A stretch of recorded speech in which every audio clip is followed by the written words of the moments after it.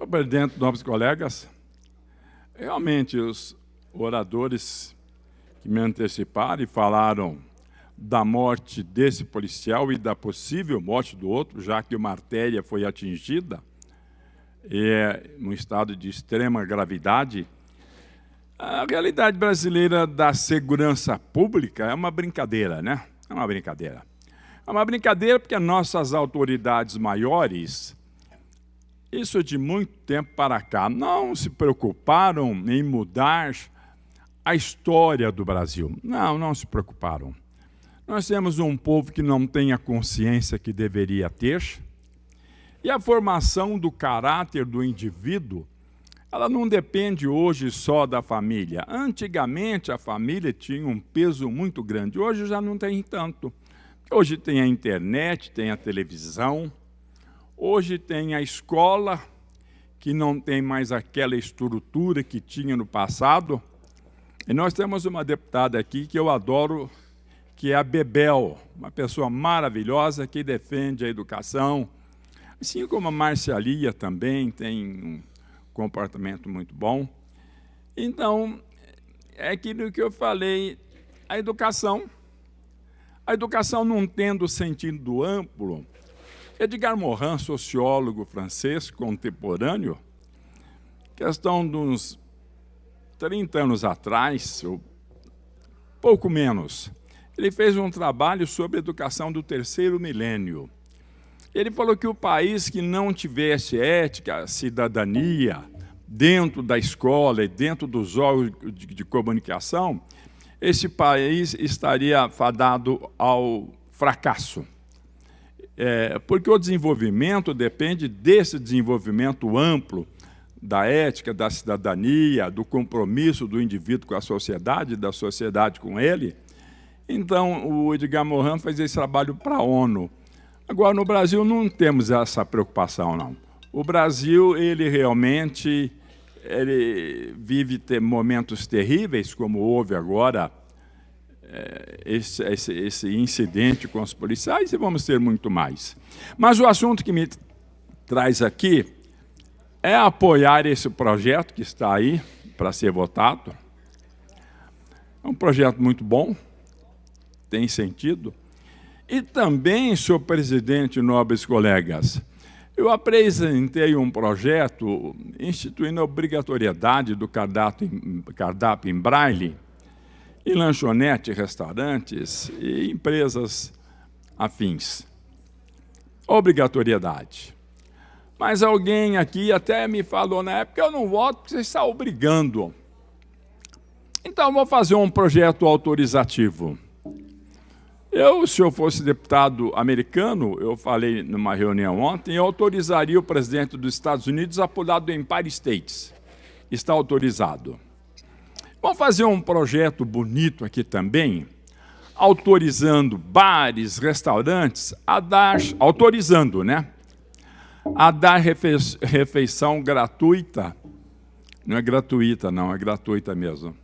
Refeição gratuita para pessoas com deficiência. Vamos autorizar. Olha, o restaurante que quiser dar um lanche de graça para qualquer pessoa aí necessitada, está autorizado. Vamos autorizar. Vai, autorizar? Vamos autorizar.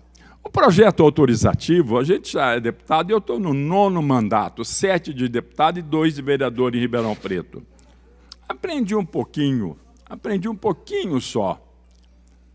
O projeto autorizativo é quando o governador quer fazer um empréstimo, ele precisa da autorização da Assembleia, quando ele quer alienar algum bem público que precisa também da autorização da Assembleia, aí é um projeto autorizativo. Mas eu autorizar o sujeito que quiser fazer um cardápio em braille é uma coisa esquisita, né? Assim, esquisita. Eu ainda brinquei ontem, falei, aqui está parecendo um parque infantil, né? Porque a criança brinca. Eu me lembro, quando eu era garoto, naquele tempo a gente não tinha o que tem hoje, então a gente brincava de cirquinho, de cineminha. A gente brincava, os mais antigos se lembram disso. Aí o moleque, para entrar no cirquinho, ele levava 10 palitos de fósforo, o outro levava 5.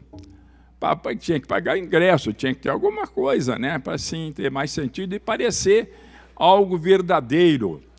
Então, a Assembleia tem deputados antigos, deputados sérios, muitos, a maioria, de deputados e novos também, né?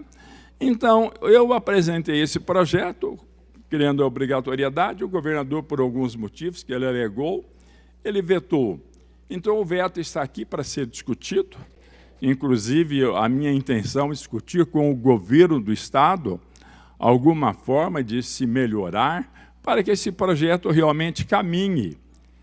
Agora, eu entendo, né? Eu entendo que o deputado, eu falei ontem, vou repetir aqui, nem todo mundo estava lá. O deputado ele foi candidato.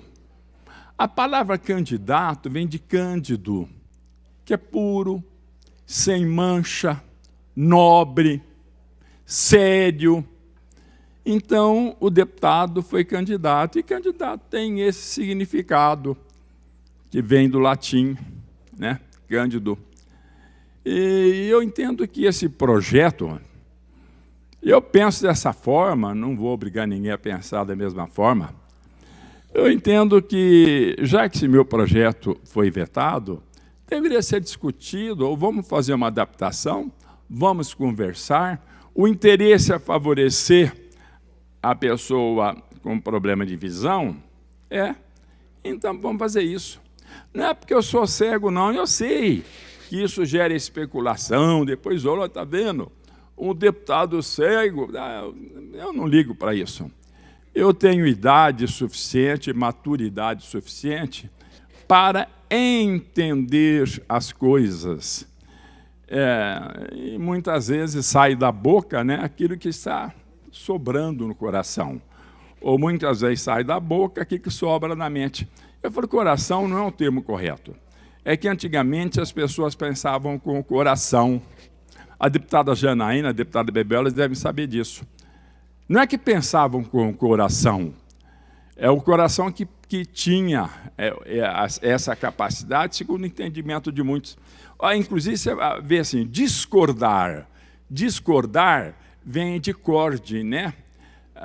Quer dizer, não concordar. Recordar, corde, coração.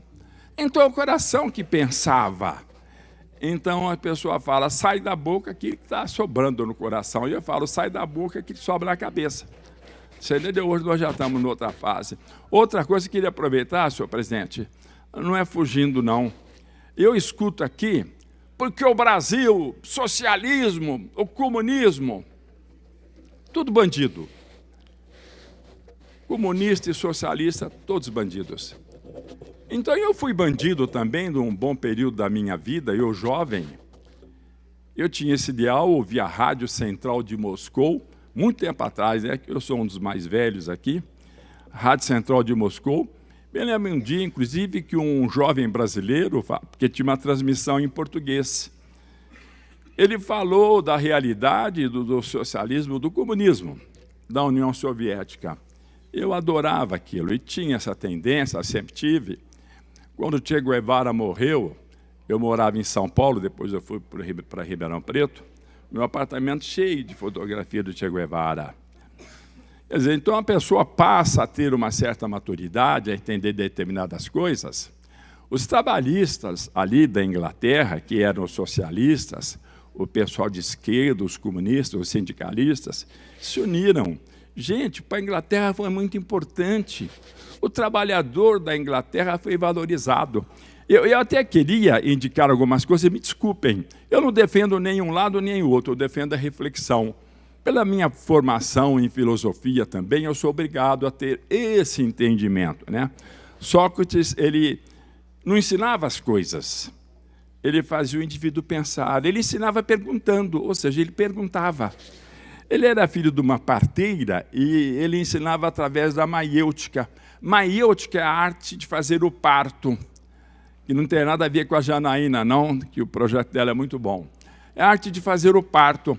E a mãe dele era parteira, então ele queria que nascesse de dentro da cabeça do indivíduo a ideia. Assim o cara cresce. E eu aprendi muito com essas coisas, né? Então, o livro do Leo Huberman, ele foi escrito em 1936, História da Riqueza do Homem. Todo mundo devia ler. 1936, ele tinha um pensamento naquele momento que era a verdade absoluta. Ele mostra muitas coisas terríveis, né? Então, mas depois, se você chegar ali em 1944, 45, pegar o Eric Blair, esquisito, mas escrever com o pseudônimo de George Orwell, A Revolução dos Bichos. É bom ver também, né? E eu gosto muito do Jorge Amado. Jorge Amado era comunista, foi deputado comunista, foi preso, foi perseguido. Depois de mais velho, ele esteve, inclusive, com o Stalin, esteve na União Soviética. Depois de mais velho, ele falou que, infelizmente, chegou à conclusão de que não funcionou o comunismo, não por culpa do comunismo, não por culpa do socialismo, filosofia, mas por culpa do homem. O homem talvez um dia tenha o crescimento suficiente para que a gente implante o verdadeiro comunismo, né? O homem talvez tenha a sociedade humana, enquanto não tiver, é difícil. Então, agora, eu chegar e criticar o comunista, o socialista, muitas coisas cresceram em termos de vantagens para o trabalhador, porque nós tivemos esse pessoal de esquerda que lutou, que morreu, que defendeu ideia. E se você conversar hoje com quem pensa bastante, ele vai falar do socialismo, do comunismo como filosofia. É uma filosofia, é um motivo para reflexão. Agora, a direita também, né? Se a gente for começar a analisar a direita, aí eu vou lá no Mussolini, vou no Hitler. Quando o Hitler botou fogo no hashtag lá, que era orgulho do povo alemão, para jogar culpa nos comunistas, ele agiu do jeito dele. Então, gente, eu entendo que esta casa ela tem um papel muito mais importante do que essa discussão de uma facção para cá, outra facção para lá. E na medida que você tem uma posição radical de um lado, posição radical do outro, aí dificilmente alguém vai recuar. Então, eu entendo,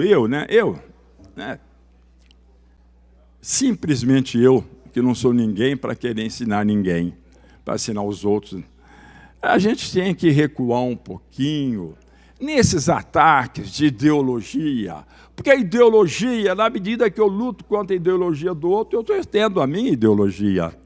O outro tem a dele, eu estou tendo a minha para poder lutar contra a do outro. Então, eu entendo que essa casa, ela deve ter... Já passou? Ou falta? Essa casa tem que ter maturidade suficiente, porque é o parlamento do principal Estado brasileiro. Para nós entendermos essas realidades, para entender o valor daquele que defende a esquerda, pelo passado da esquerda, pelo passado da história.